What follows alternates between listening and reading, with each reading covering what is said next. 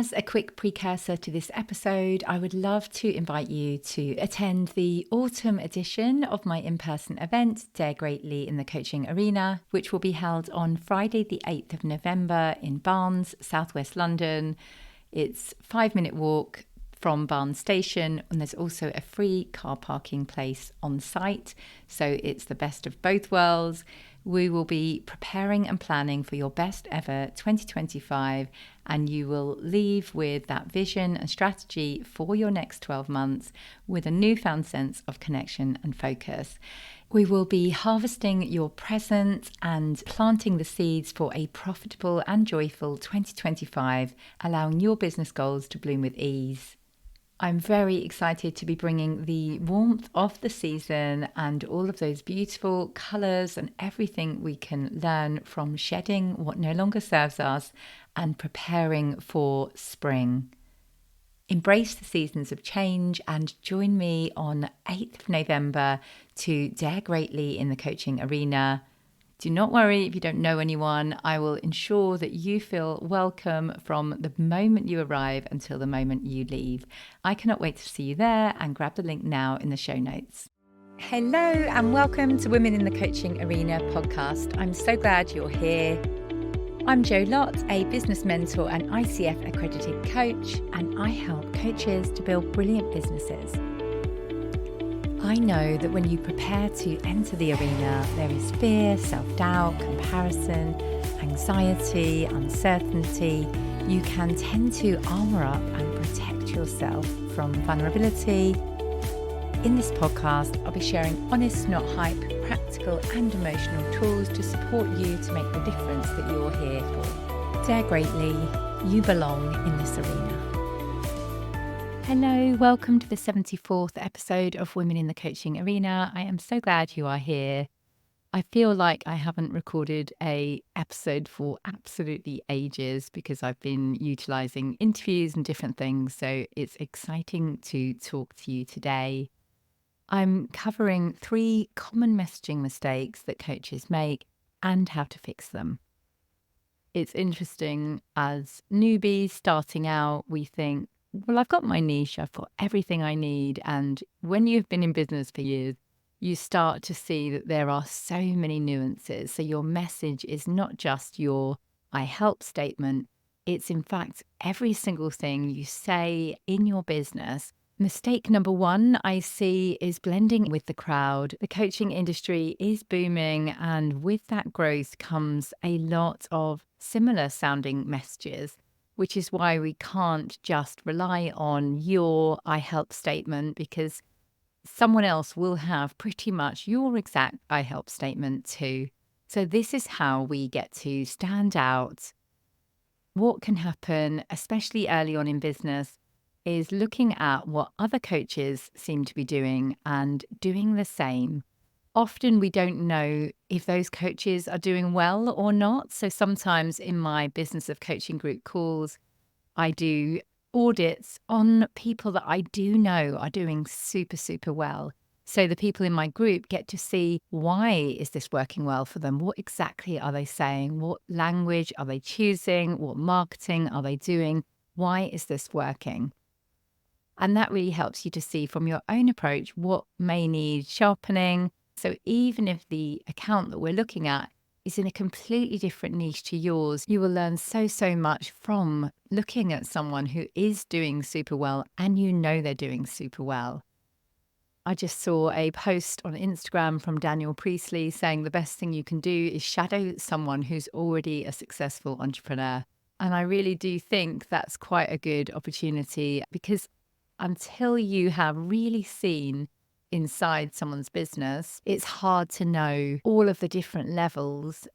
When I first started my business, I worked with a business mentor who had won a Queen's Award for innovation. So it was great working with someone with vast experience and really learning from how much depth went into just one tiny exercise. We did an exercise on your business positioning, hours and hours of research and plotting, interviews with your clients, like so much depth. To be honest, it was way ahead of what I needed when I started my business, because in your first few years, you just need to take fast, messy action and start selling something and start learning rather than getting too distracted by very complex positioning exercises. But it's an absolutely brilliant thing to do when you are super solid that this is what you want to sell, this is who you want to sell it to. You do have clients to talk to figure out why they bought from you, and you can then consciously create your brand around what you find. So back to our mistake, which is blending with the crowd. The difficulty is that many coaches use language like ChatGPT. So I'm talking transformation, unlocking your potential, achieving your dreams.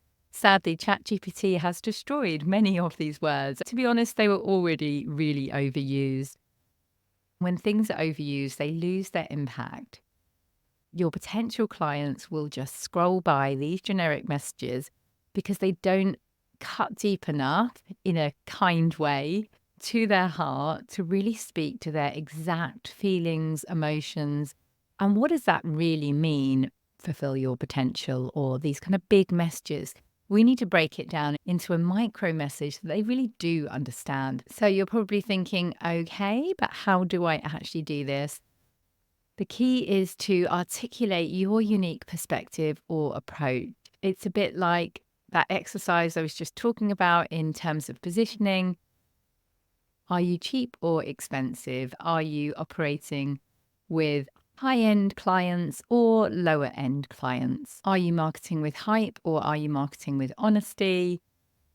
Are you ultra niche or are you wide open? We did this exercise with so many different axes you could plot yourself on like this, of like, where exactly do you want to position yourself in the marketplace? And that might help you to really articulate your approach, your values, what you believe is a really great way of doing this in practical terms. Do you have any particular process or frameworks that you use with clients? Like I mentioned, asking your current clients what they value most about working with you can really help you to see your unique differentiator. For example, my clients value the community, so that is a big aspect of my work, and they value the personal approach. I will continue to bring in that personalized approach. My favorite business mentor I mention often in this podcast is called Fabienne. And she said at a conference I went to, you do know that I didn't bake the brownies. She basically sends brownies to people that she works with as a welcome gift. And she used to, when she started her business, bake the brownies. Clearly now she is a multi-millionaire. She no longer bakes the brownies, but she does instill that everyone gets brownies sent to them in the post when they start with her. So it's like, how can you bring in your unique approach and make it scalable? So have a think about, what are your unique differentiators? How can you really embed these into every single layer of your business? Mistake number 2 is casting your net too wide. When you want to attract more clients, I completely get that it feels good to have a really wide message so you could help a lot of people. The problem with this is that you cannot specify exactly what is going on for an individual person in empathetic enough terms. So last week, I held a one-to-one session with someone who wanted to work with high-achieving women, but she was initially resistant to decide between a high-achieving executive in an organization or a high-achieving entrepreneur. And the problem with hedging your bets with both is that you can't say things like, when you walk into the boardroom and everyone gives you their attention, because an entrepreneur is not walking into the boardroom. So it means you end up watering down your message to a generic, you're a powerful woman and you want to speak up. Yes, I am. But if you can paint the picture for me, particularly as an ideal client, at that webinar you're running or at that in-person event you're running, then I'm like, oh, okay, you understand the sort of thing I'm trying to do. How can I work with you? Whereas if someone is just going, you want to speak up, it doesn't speak to me directly enough for me to think, yes, I do want to speak up, so I want to work with you. So you need to paint the complete picture And when you stay wide with your niche or your message, it means you can't have a targeted, good enough message because you don't really know your ideal client inside out. So I know it's an overused term, but the further you go into business, the more that this ideal client exercise will come up. What are their goals and aspirations? What have they tried before that hasn't worked? What are their secret desires they haven't said to anyone? Really using their language to connect with how they truly feel.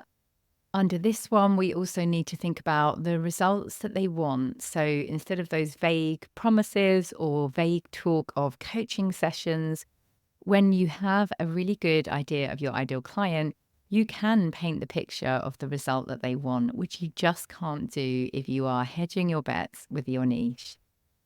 The best thing also about knowing your ideal client inside out is addressing objections in your content. So you have an easy time on sales calls or in your sales process, if that's via a sales page, that already addresses the objections that they may have. And in case you're worried that this means you won't be able to work with people that want to work with you, just know that behind closed doors, you can do anything you want. But for your exterior marketing message, you really need a crystal clear message that speaks to your ideal client so they know that you are the perfect person to help. Okay, mistake number 3 is downplaying your expertise. So you will know that I share a lot of case studies. I focus on their results. Instead of me talking about how great I am, they can talk about how it's been working with me, the results that they've achieved in the process, what their experience was like. You can also share your own journey. On this podcast, for example, I've spoken a lot about building my own business, which shows both expertise and relatability. Demonstrating your expertise through your content, like blog posts, podcasts, social media, can actually showcase your knowledge. For example, I had a client who was having a stand at a big conference at the Excel Centre in London, and she was asking me how best to talk about coaching to the people walking past her stand. And I said, instead of trying to talk about what coaching is, why don't you say, sit down for a live free coaching session? People can watch you actually coach other people and they can put their name down to get coached live on the spot themselves. So that worked super, super well for her because you can't really talk to people about coaching easily. But how could you demonstrate that knowledge there and then?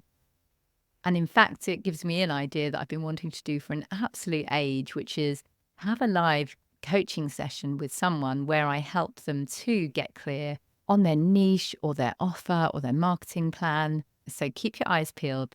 Another thing that will help you to stop downplaying your expertise is to be really transparent about your process. So think about how you explain your work with clients. I love reviewing my clients' processes, especially if they're, for example, working with corporates and they have 1, we have a 30-minute conversation to establish your needs. 2, I will write a proposal to meet these needs. 3, we sign off the proposal. And 4, we begin work on the transformation that you want in your organization. So it feels really professional. People know what the next steps are.